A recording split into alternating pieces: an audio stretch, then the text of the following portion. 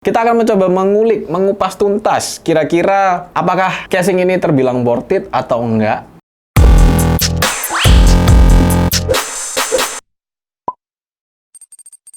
Hai, welcome back to 190 Solution. Bersama saya Bayu, dan di kesempatan kali ini kita akan mencoba untuk mereview sebuah casing datangnya dari Deepcool CG540. Nah, untuk casing ini sendiri itu terbilang ya mungkin cukup simple ya dari segi desain secara luar nih. Ya mungkin secara dalam juga cukup general, tapi kita akan mencoba mengulik, mengupas tuntas kira-kira apakah casing ini terbilang worth it atau enggak, dan apakah ini bisa menjadi pilihan yang cukup baik buat teman-teman gamers atau mungkin sobat-sobat yang pingin ngerakit PC. Oke, kita akan masuk untuk pembahasan yang pertama mengenai casing dari CG540 ini. Untuk desainnya sendiri ya, kita bahas desain secara general atau luarnya lah. Nggak terlalu bertele-tele, simple, hanya kotak begitu saja. Dan untuk bagian depannya di sini memang masih non-mesh. Dan untuk yang mesh itu ada di seri yang CG560. Ya, kebetulan kita kali ini akan mereview yang non-mesh, yaitu yang 540. Dan untuk bagian depan juga ini kita sudah mendapatkan triple fan berukuran 120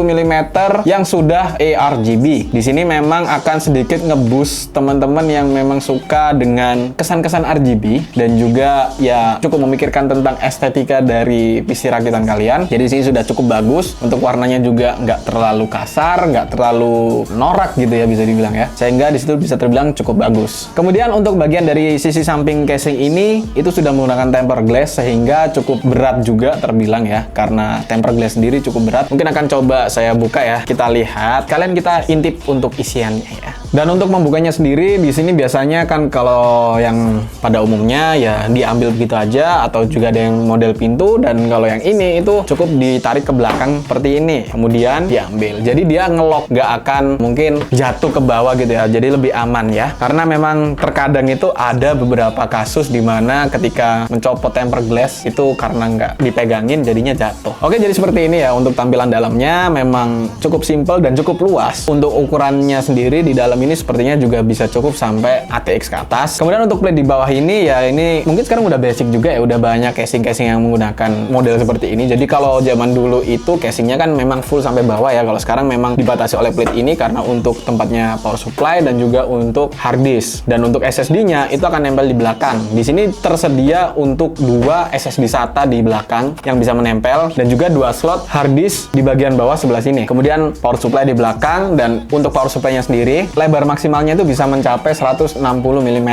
Nah, kemudian yang biasanya perlu diperhatikan dalam memilih casing itu adalah tentang bagaimana kita akan memilih GPU yang akan kita gunakan. Karena memang ada beberapa casing yang cukup kecil dan dia mungkin nggak akan bisa cukup jika kita menggunakan triple fan, yang mana sekarang rata-rata untuk 3000 series itu sudah menggunakan triple fan, sehingga untuk casing-casing kecil juga nggak akan cukup. Nah, untuk casing ini sendiri sudah terlihat karena cukup panjang lebar gini ya, itu pasti akan cukup. Dengan panjang maksimum dari GPU-nya ini yang bisa terpasang adalah 380 mm.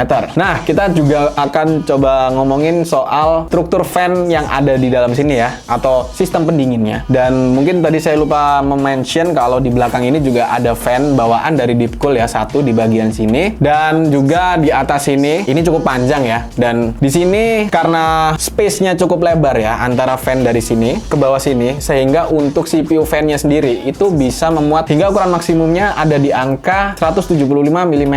Itu masih lumayan lah ya. Dan untuk sistem pendinginnya sendiri ini akan menyedot dari belakang ya, sama seperti biasa, dan dibuang ke depan. Untuk bagian depannya sendiri itu akan dibuangnya ke bawah karena di sini terbukanya di bagian bawah ya. Karena ini non mesh, jadi memang dia akan ibaratnya kedorong, karena ketahan gini dia akan kedorong melalui bawah. Beda lagi dengan yang CG560, tapi kita nggak akan bahas itu secara dalam ya. Kita cukup bahas yang ini aja. Dan untuk struktur dari kabel manajemennya sendiri di sini sudah tersedia cukup rapi ya. Untuk di sini sudah menggunakan rubber atau gimana, karet ya. Ada dua. Kemudian di bagian bawah sini juga, dan bagian belakang sini juga sudah ada. Di atasnya ini ada dua. Ya sudah cukup rapi. Jadi untuk kabel manajemen juga di sini sudah rapi, dan space-nya juga luas.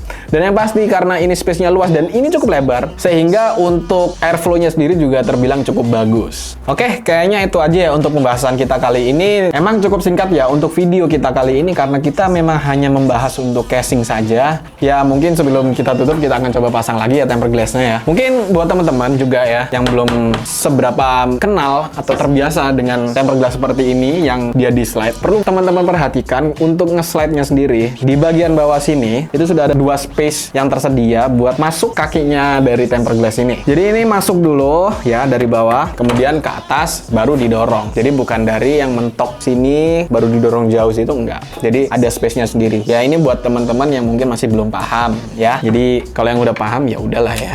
Oh ya, ada satu hal yang masih belum saya mention, yaitu adalah mengenai harganya. Untuk harga dari casing ini sendiri, kisarannya itu ada di angka 1 jutaan ya. Well, untuk harga mungkin cukup lumayan, dan mengingat dari ukurannya yang cukup besar, dan juga untuk kabel manajemen yang cukup bagus, kemudian airflow yang cukup bagus, dan sudah mendapatkan 4 fan nih totalnya, di belakang 1 dan juga di depan 3. Itu pun yang di depan itu sudah ARGB, jadi sudah menyala-nyala nih ya. Ya ini cukup worth it lah ya. Anyway, buat teman-teman, terima kasih sudah menonton video ini hingga akhir. Jangan lupa untuk klik tombol subscribe dan bunyikan loncengnya supaya kalian gak ketinggalan video-video terbaru dari kami. Dan juga kalau misalkan kalian ingin merakit PC atau berkonsultasi ingin merakit PC idaman kalian, kalian bisa langsung kunjungi link yang ada di kolom deskripsi di bawah ini, ataupun bisa melalui WhatsApp yang sudah tersedia di kolom deskripsi. Sekali lagi terima kasih, mohon maaf bila saya ada salah kata. Saya Bayu pamit undur diri. And peace out.